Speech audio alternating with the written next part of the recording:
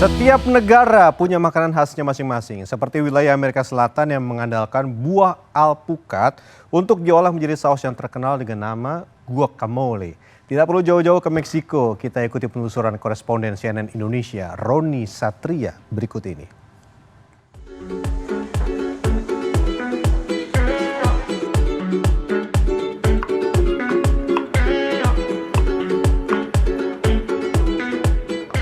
Tangan lihai sang koki seolah menari-nari di atas meja dapur.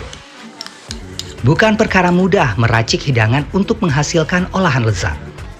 Bahan-bahan terperinci, urutan pengolahan yang runut, hingga penataan presentasi menjadi ikhwal menyuguhkan hidangan. Hari itu Hilario Milan, seorang koki asal Meksiko, memeragakan kelihayannya meramu guacamole. Guacamole sudah dikenal sejak zaman suku Aztec di abad ke-16. Kuliner tersebut tak hanya populer di Meksiko saja, tapi juga terkenal di seluruh dunia. Masyarakat di sana menjadikan saus ini sebagai pelengkap kudapan nachos dan taco. Rasanya yang unik memberikan sentuhan gurih asam yang nikmat. Guacamole terbuat dari alpukat yang dihaluskan dan dicampur dengan air jeruk lemon peras. Cita rasa segar juga didapat dari sayuran seperti potongan tomat, bawang bombay, dan daun ketumbar yang dicincang halus. Tak butuh waktu lama meracik guacamole. Alat yang digunakan pun sederhana, cukup dengan batu cobekan dan sendok untuk menumbuk semua bahan. Saya tertarik mencoba belajar langsung dari ahlinya. Mr. Hilario, you already made this guacamole. It's very, like tempting. Now would you teach me what the first thing to do before we made a very good and great guacamole? Okay.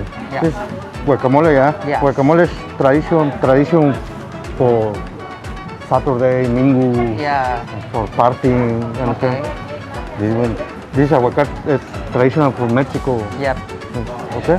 Need preparasi satu guacamole, avocado, tomat, Tomat, onion, ya? onion. Okay? Yes. So di sini. Okay. So the first thing that we have to take the avocado first. Ya, okay. This the avocado, ya? Yeah.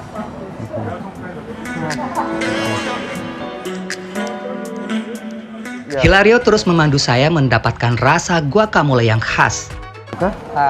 Like this. Ya, like this. Okay. So we actually chop it into small pieces, or it's actually like smash, something like Yeah. that. Kalau bahasa kitanya tuh diulet, biar sedikit, karena kan yang diharapkan dari sos ini adalah tekstur lembutnya. Itu yang menjadikan ciri dari avocado yang dibuat dari menjadi guacamole ini itu berbeda. Mungkin tak terlalu sulit bila Anda mencoba membuat guacamole di rumah. Prinsip dasar menghaluskan bahan sama persis ketika kita mengolah sambal sebagai saus pelengkap hidangan makanan Indonesia. Dan guacamole olahan saya pun siap disantap. Tara! Tak hanya segar di mulut, guacamole syarat akan nilai gizi yang tinggi. Bahan utama dari saus guacamole ini kan adalah avocado ya, atau alpukat ya. Dan ternyata alpukat ini kandungan zat gizinya banyak sekali manfaatnya untuk kesehatan tubuh kita. Ya, dalam satu buah alpukat atau kurang lebih 100 gram itu mengandung kalori sekitar 85 kalori dengan kandungan lemaknya cukup tinggi, sekitar 6,5 gram. Tapi kandungan lemak yang tinggi itu adalah ternyata lemak baik karena mengandung omega 9 atau kita kenal monounsaturated fatty acid. Ya, dan ternyata omega 9 ini baik sekali manfaatnya khususnya untuk kesehatan jantung dan pembuluh darah. Usai memberikan tips mengolah guacamole, Hilario kemudian menyiapkan taco. Taco sejatinya merupakan makanan kaki lima di Meksiko dengan isian daging, sayuran, bahkan buah. Untuk menambah cita rasa, taco diberi daun ketumbar, tomat, saus salsa, irisan bawang, termasuk saus guacamole. Yang menjadi ciri taco ada pada tortilla. Tortilla berasal dari kata torta dalam bahasa Spanyol yang berarti kue bundar. Tortilla adalah roti pipih tanpa ragi atau tidak difermentasi. Terbuat dari jagung giling atau gandum, kulit tortilla yang digunakan di sini berbahan lembut. Namun tak jarang tortilla disajikan bertekstur keras. Tak hanya Hilario, koki lainnya Raquel Salgado juga turut memamerkan keahliannya memasak hidangan khas Amerika Latin. Ya, Perempuan asal Honduras itu memperkenalkan sajian hidangan asli negaranya, yakni plato típico. Plato típico terbuat dari potongan daging yang ditusuk seperti sate, kemudian dibakar.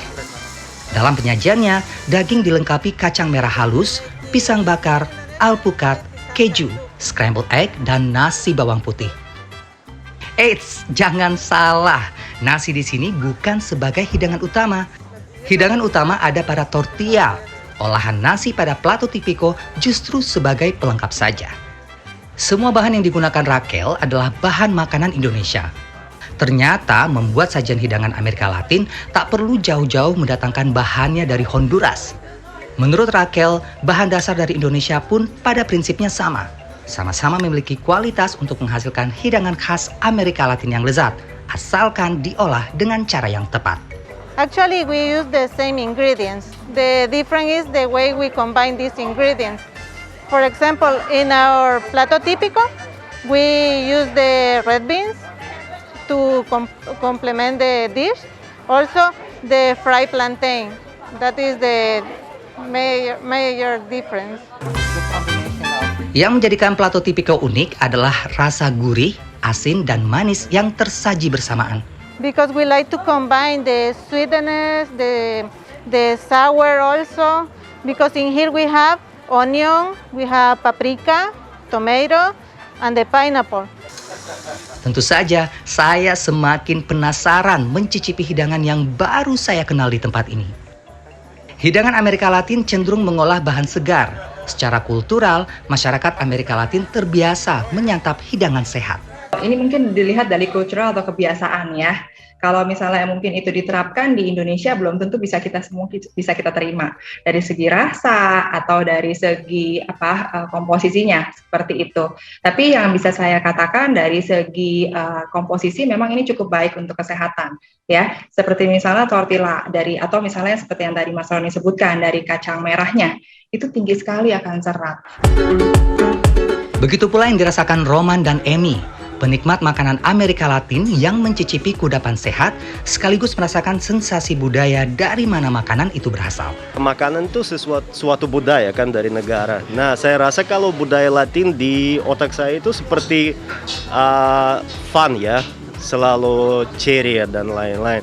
Jadi saya rasa ya dari masakan ini memang juga ada rasa fun. Pertama karena sehat, kemudian dari taste-nya sendiri juga paling nggak terlalu jauh bahwa ada rasa spicy-nya dikit. Menikmati makanan lintas budaya tak hanya sekadar mempelajari ciri dan kekhasan rasa dan bahan yang diolah. Ternyata ada tata cara spesifik yang juga menyertai pengalaman menikmati hidangan. Now we show you the best way to eat tacos, okay? Okay, how? With your hands. I know. Don't take that one. I saw you. Okay, we just take it like that. Okay, let me just do it together, yeah? Okay. Yes. Yeah. And then we just bite. You have to twist your head like this. Okay, twist like this. Okay, come closer, come closer. Yeah, that's the way.